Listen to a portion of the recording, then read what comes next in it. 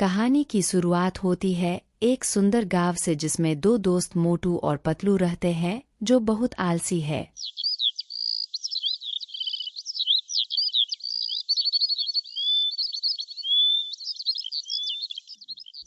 हा हा हा हा, कितना अच्छा जोक मारा है पतलू भैया तुमने।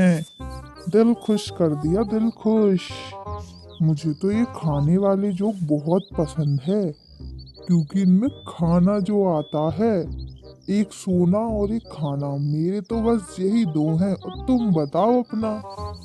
मगर पतलू भैया, हमें कुछ काम तो करना पड़ेगा ना, क्योंकि ऐसे कैसे गुजारा चलेगा। हमारा घर परिवार भी है। तुम एक बात बोलो, अगर हम कुछ काम नहीं करेंगे तो हमारे घर वाले भी तो बोलेंगे कि तुम कुछ करते नहीं और हमें सुनाते रहेंगे।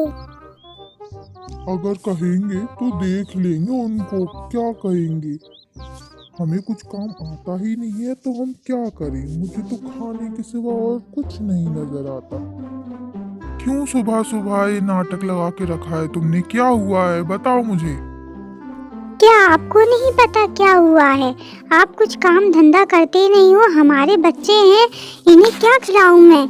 कुछ काम धंधा तो दिन भर खाते रहते हो, सोते रहते हो, बस तुम्हारे पास और कुछ काम ही नहीं है। ऐसा कब तक चलेगा? तुम्हें कुछ काम तो करना पड़ेगा ना। तुम पहले अपनी आदतें सुधारो, कुछ काम धंधा करो, वरना मैं चली जाऊंगी अपने बच्चों को लेके।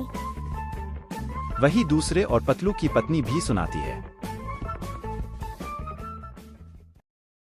अगर ऐसा ही चलता रहा तो हमारा घर कैसे चलेगा?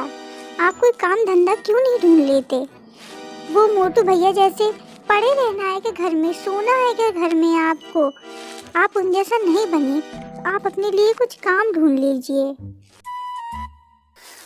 मैं सोच रहा हूँ, मुझे इडली बनानी आती है तो मैं अपने लिए इडली का ही ठेला क्यों ना खोल लूँ। ये सही रहेगा ना? हाँ जी, आप वही कर लीजिए, क्योंकि आपसे और कुछ तो होगा नहीं। अरे पतलू भाई, क्या हाल है तुम्हारा? मेरा तो मेरे घर वालों ने सुना सुना के बुरा हाल ही कर दिया है। क्या करूं मैं? कुछ काम तो मुझसे होता ही नहीं है और ना ही मुझे कुछ काम आता है। मुझे तो सोने और खाने के सिवा कुछ आता ही नहीं है। तुम ही बताओ मैं क्या करूं पतलू भैया। अगर ऐसा ही चलता रहा तो मेरे घर में तो मेरा जीना ही मुश्किल हो जाएगा। मैं तो जी ही नहीं पाऊंगा। ना मुझे खाने देते हैं ना सोने देते हो, और मेरी पत्नी तो बोला है कि वो मायके चली जाएगी। तुम सही बोल रहे हो मोटू भैया, हमें कुछ काम तो ढूंढना पड़ेगा। मैंने सोचा है कि मैं इडली का ठेला लगाऊं, क्योंकि मुझे तो वही बनानी आती है। आपकी क्या राय है?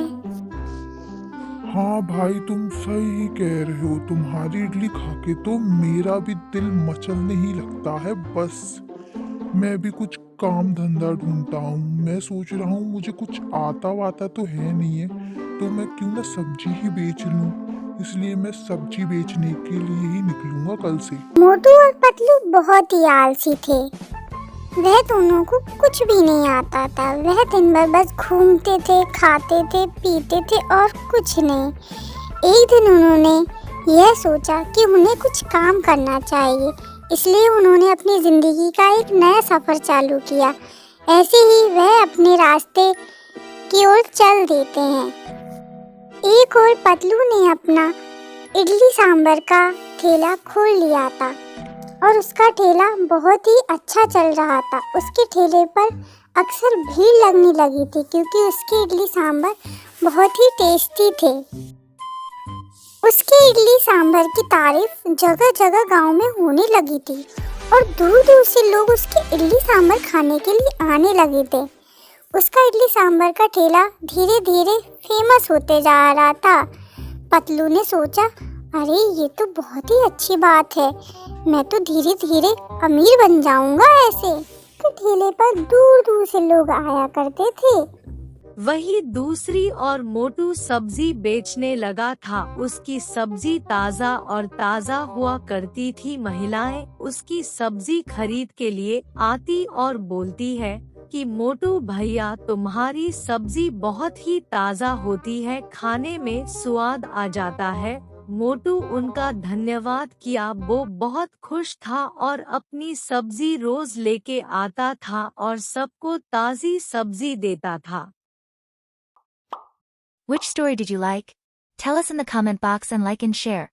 Don't forget to subscribe to our story.